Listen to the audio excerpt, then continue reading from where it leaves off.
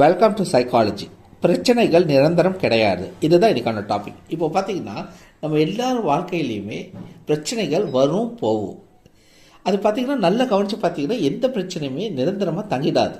எந்த பிரச்சனையுமே அதை கூட இயற்கையாகவே ஒரு சொல்யூஷன் தீர்வோடு தான் வரும். பிரச்சனைனாலே தீர்வு இருக்குன்னு அர்த்தம். அந்த தீர்வை தேடி கண்டுபிடிக்கிறது தான் நம்ம சாமர்த்தியம்.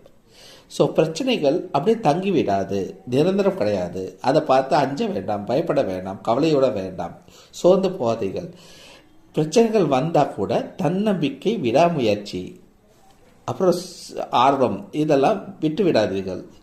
அப்படி பிரச்சனை வரும்போது உற்சாகமாக அதை தீர்க்கணும் அப்படிங்கிற முயற்சியில் இறங்கி பிரச்சனைகளை தீர்த்து விட்டு சந்தோஷமாக வாழுங்க. ஸோ பிரச்சனைகள் இல்லாத மனிதனும் கிடையாது, பிரச்சனை இல்லாத நாளும் கிடையாது, பிரச்சனை இல்லாத விஷயமும் கிடையாது. ஸோ இதெல்லாம் தான் இன்றைக்கான டாபிக். Thank you so much.